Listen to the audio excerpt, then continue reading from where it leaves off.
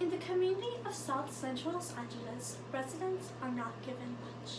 It is a lower socioeconomic area where we are not provided opportunities that seem universal. The Florence Library, which is located in between Florence and Graham, was the little we had and valued. However, that too was about to be taken away. In 2016, AMCO, an affordable housing organization, petitioned a project at the location of the Florence Library. This project consisted of a 5-story building with 108 units of affordable housing, specifically for seniors, and initially included a larger Florence Library that would take up to 10,000 square feet on the first floor. That same year, the housing plan was approved. A year later, the supervisor of that area, Mark Burley Thomas, motioned that the library would be eliminated from the project. Thomas claimed that the library was not currently needed for any county purposes and that he knew what the area's social needs were. Ironically, Thomas doesn't live in the area. Strategically, his plan was approved in 2017 and the library was eliminated from the project. This led to public outrage and helped the community see the truth behind politics in our area. Florence is an unincorporated area which leads to fewer resources, less voices being heard, and more corruption. Today, I will explain what unincorporated areas are, how they occur, especially in urban areas, and the effects it has on people living in these areas. First, you must understand what an unincorporated area is. According to the Los Angeles County website that's accessed March 3rd, 2020, an unincorporated area includes communities that are governed by bodies separate from the main county. In an article published on April 28, 2019 by neighborhoods.com, it explains how 65% of Los Angeles County is not actually governed by LA County. There is an assumption that unincorporated areas tend to reside in densely populated locations. However, this is not the case. LA Urban Design reported on January 30, 2018, some areas have become unincorporated because they reflect negatively on the whole county. For example, in 1970, the city of Compton was unincorporated due to city officials who did not want to take responsibility over a community that they deemed problematic. Although there are no concrete rules on how communities become unincorporated, image seems to be important. Now that we know what unincorporated areas are, let's look into how hegemonic zoning practices affect these areas by reinforcing gentrification. Depending on where people live, there are vastly different experiences for each community. According to the Los Angeles County website, last accessed March 3rd, 2020, there are 120 to 125 unincorporated areas that are divided based upon location.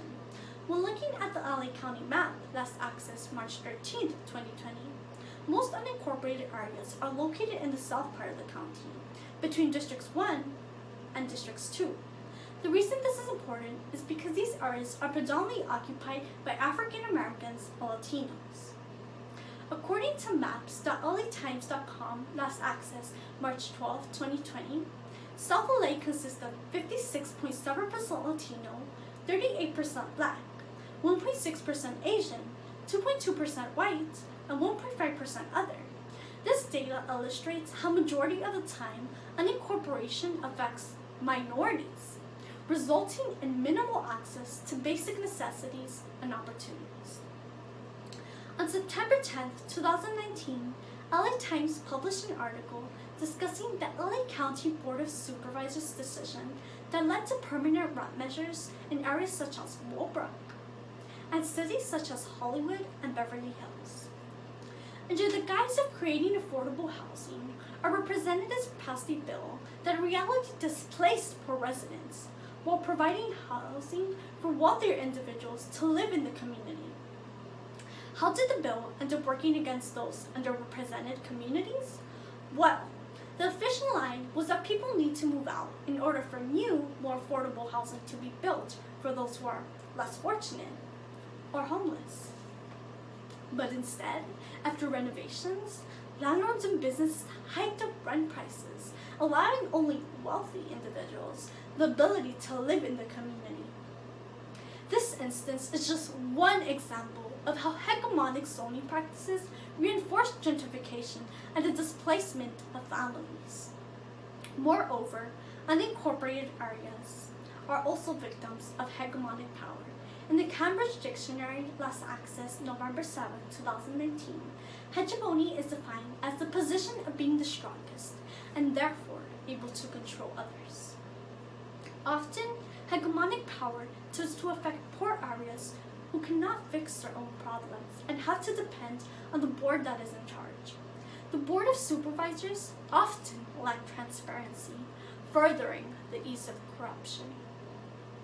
For instance, an elementary teacher applied to become part of a group responsible for making decisions in the community she cares about. Yet, she was never informed of being accepted into the group or informed of the business occurring within the group. In an unincorporated area, it is easy to become ignored by the county. It is easy to be taken advantage of. It is easy to deprive people of basic necessities, and it is easy to displace communities. Now that we talked about hegemony, let's move to the role that socioeconomics play in unincorporated areas. First, the positive impacts only come if we reside in a quote-unquote rich unincorporated area.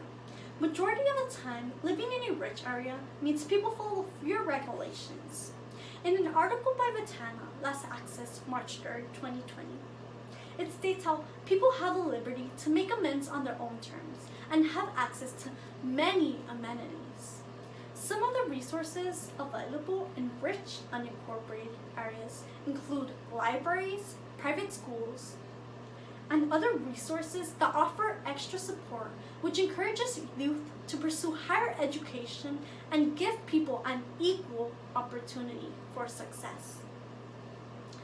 Now that we looked at rich unincorporated areas, let's look into how living in a poor unincorporated area is detrimental. Living in poor areas, the board fails to recognize issues within these communities. As stated by newsrights.edu on October 25, 2018, poor communities face continuous infrastructure challenges. Clean water, sewers, and road maintenance are some of the many things neglected by the county and Board of Supervisors. In a July 10, 2018 article by EcoWatch, it explains how many unincorporated areas have been affected by dangerous pollutants. Specifically, in South LA, where groundwater carries lead that results in people who struggle to breathe because of their asthma, babies who are born undersized, people who have to fight to live despite their disabilities. People are in constant danger due to the negated safety regulations in communities. This emphasizes how the county does not prioritize the people's needs, even when people are dying. In addition to having their lives at stake, people also put their future on the line. Constantly deprived of a better education, people fail to pursue careers because they have little to no support. Libraries are essential to communities. They offer free support by providing free internet and computer access, books and tutoring that assist students in pursuit of a career. This brings me back to how education is not a priority in these areas, and people are not supported. Now that we have learned about unincorporated areas and how they occur, especially in urban areas, and the positive and negative effects when living in these areas, our community will continue to fight for the representation we deserve. While opportunities and amenities of a lower socioeconomic area are not universal, the strength and resilience of our community